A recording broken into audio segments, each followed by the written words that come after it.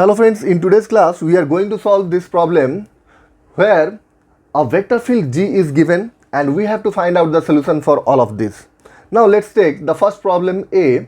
Here we have to find out G vector at point A. This is very simple to calculate.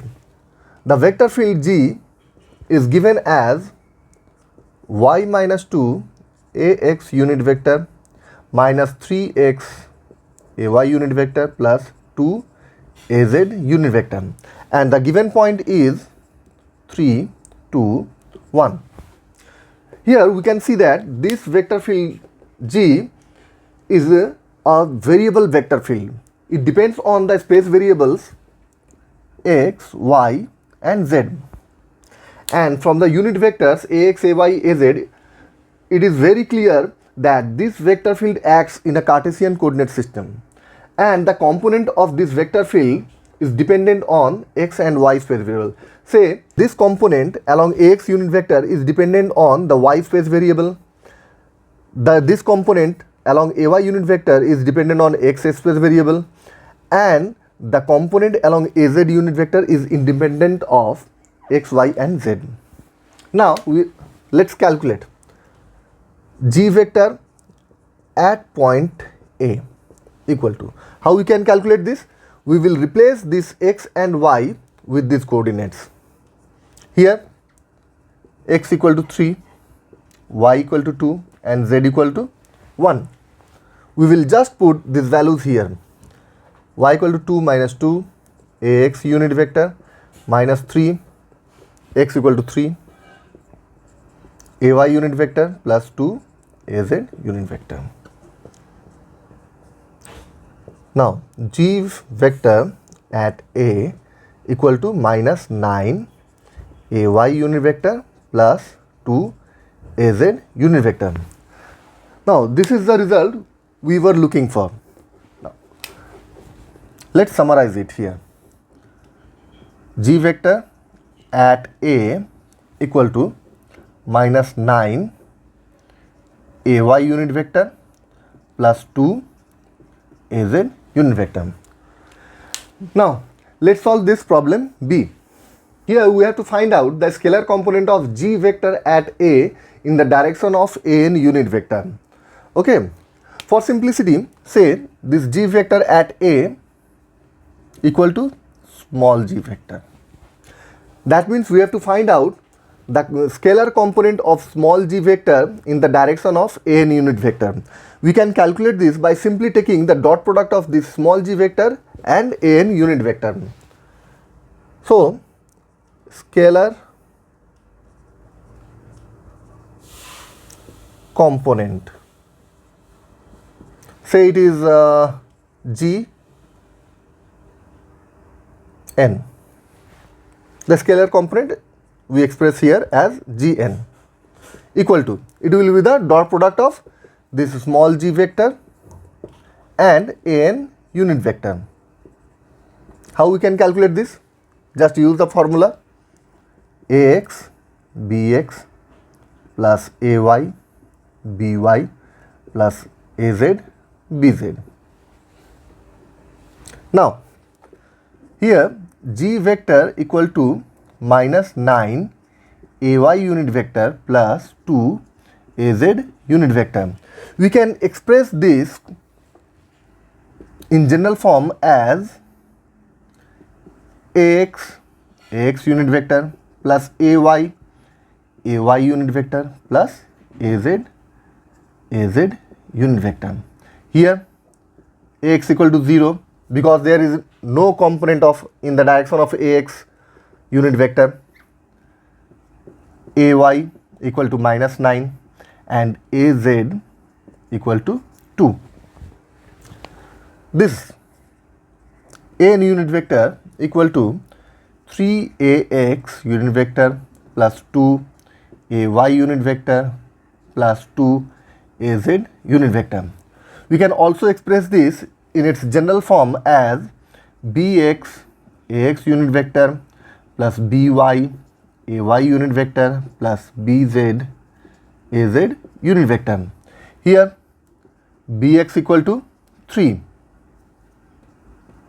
by equal to 2 and Bz equal to also 2. Now just put these values here. Ax is 0, Bx is 3 plus Ay is minus 9, By is 2 plus Az is 2 and Bz is also 2.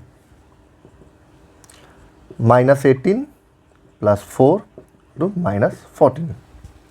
Okay, the scalar component, that means Gn is equal to minus 14. Scalar component of G vector at A in the direction of an unit vector is minus 14. This is the scalar component. Okay, now let's solve this problem C. First of all, we have to summarize here this one.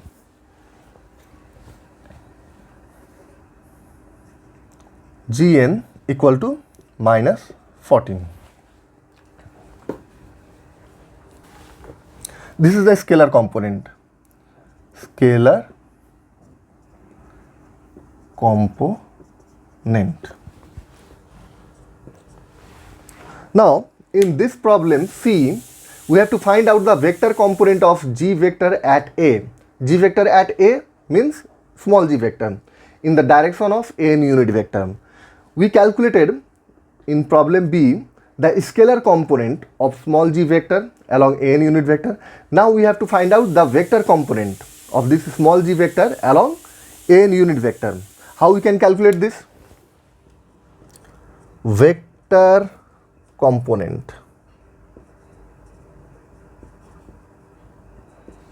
That means Gn vector. We can calculate it by simply multiplying the scalar component with the unit vector. That means Gn into An.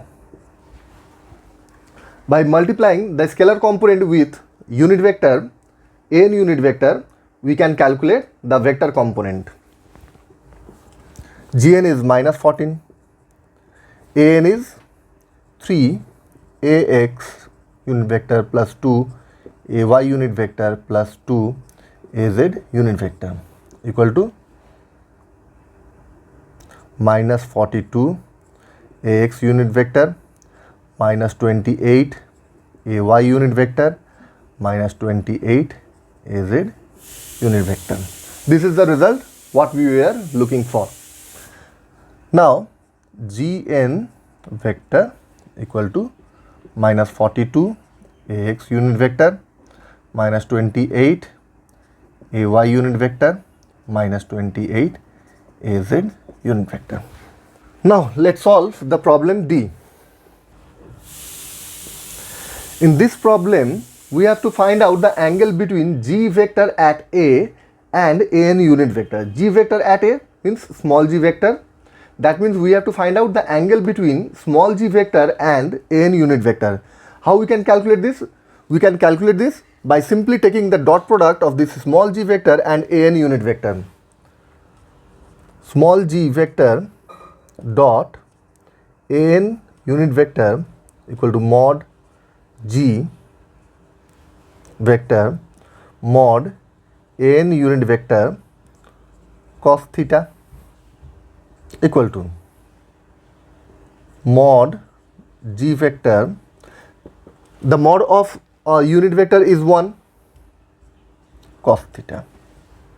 That means cos theta equal to G vector dot An unit vector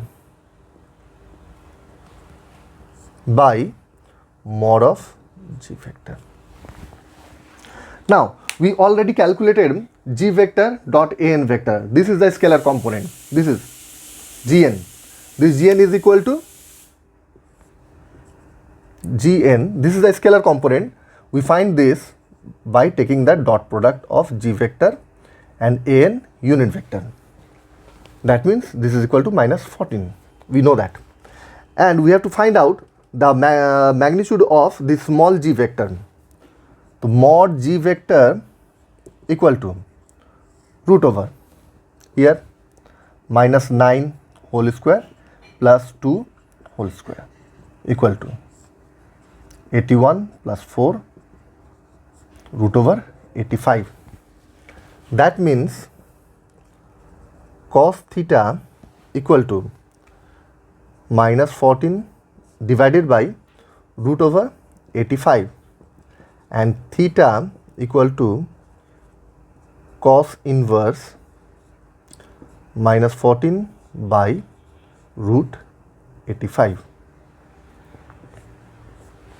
Okay, by calculating this cos inverse, we can calculate the angle between the small g vector and an unit vector.